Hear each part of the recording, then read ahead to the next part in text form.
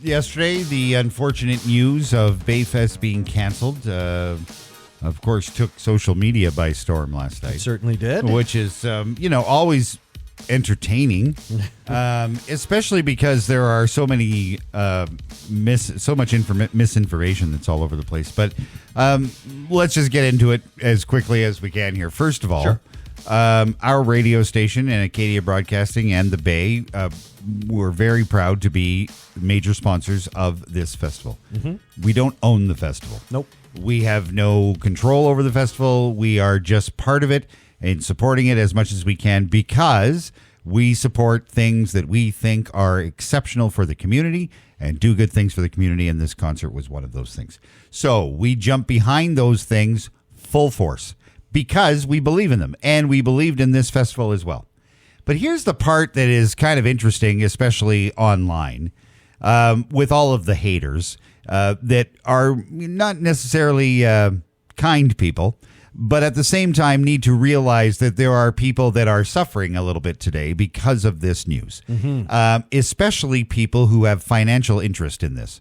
And so if you think that you are an expert at this, then you need to go and become a concert promoter and write some blank checks and see how you do. And we'll support you too. However, it's not for the faint of heart. So a couple of mistruths that are floating around this morning that really started to get on me. And then there was part of me that was like, you know what? I'm going to go and comment. No, I know there was a lot of opportunities yesterday, but I just wanted to stay away from it. And if I can be, excuse my being somewhat harsh here, but there's a lot of stupidity too. Mm-hmm. And one of the things that keeps popping up is there was a news story a couple of months ago that Bayfest received funding from the provincial government for $125,000. And now there's this whole thing about my taxpayer.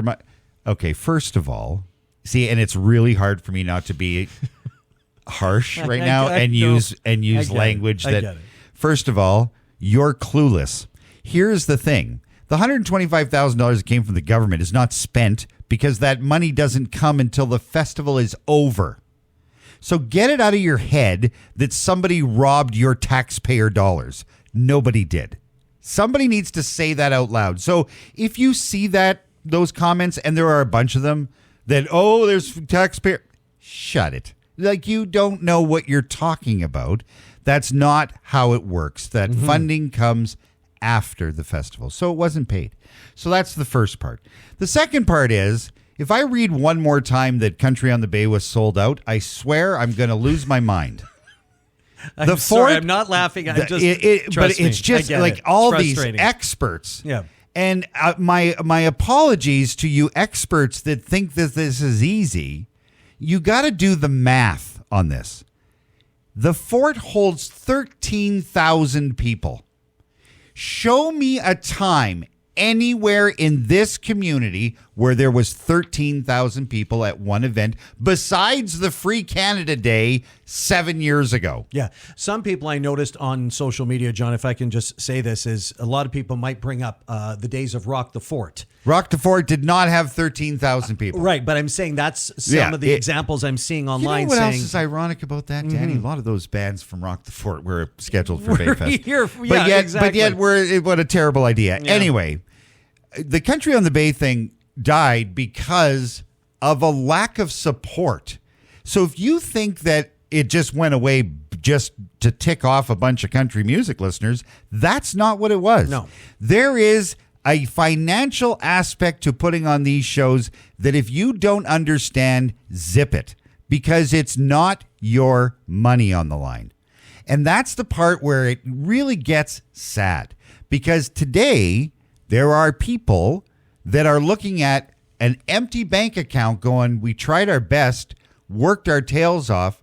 It wasn't financially going to work. And unless you pulled the plug now, it would be way worse if you went through with it. The financial implications of going through with this would have been way worse. Lastly, everybody talking about the logistics and the American dollar, and it's all just an excuse. Really? You need to look at the money. And this is the problem now, and I hate to do this, but this is a Thunder Bay problem.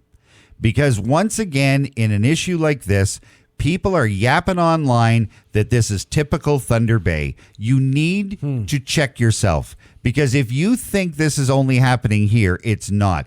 Let me just give you a couple of facts. Yeah, these are some interesting examples. There is a major rock and roll band that we play on this radio station that might hypothetically be playing in an arena that holds 20,000 people 8 hours from here, that the arena is half full and the show is in 3 weeks. It's not just here. I will tell you what the issue is. The issue is bands are charging an enormous amount of money to play these days, and people don't have the money. That's what it is. Because your eggs are too expensive, and your groceries are too high, and your taxes are too high, and the people don't have this kind of money. And it's not just here. There are festivals in Southern Ontario that are half full this summer because of the same thing. So please stop making it about a Thunder Bay issue. It isn't. It's an issue in the industry, and it is something that in a lot of the trade magazines and articles that I've read over the last couple of months, this is a pretty common thing. You realize that some of these major artists, not the ones here, some of these major artists that are doing these shows are getting paid over $1 million to play for 2 hours. And you do the math and add that up. How do you recoup that? There you go.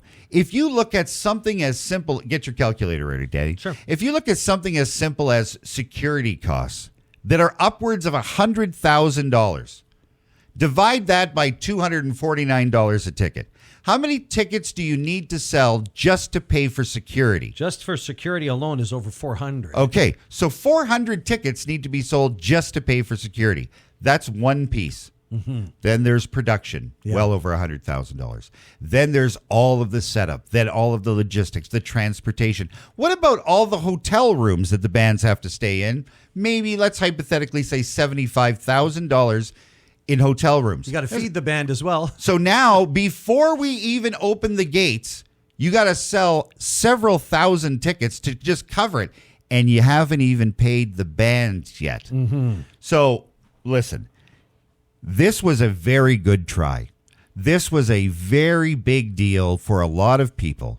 But at the end of the day, if it doesn't get supported, there's nothing that anybody can do. And if somebody says, well, I could have saw all these bands at the CLE, then go to the CLE. No problem. Yeah. But you were never going to see this quality of entertainment in one weekend. You were never going to see that anywhere. And you said it best the other day.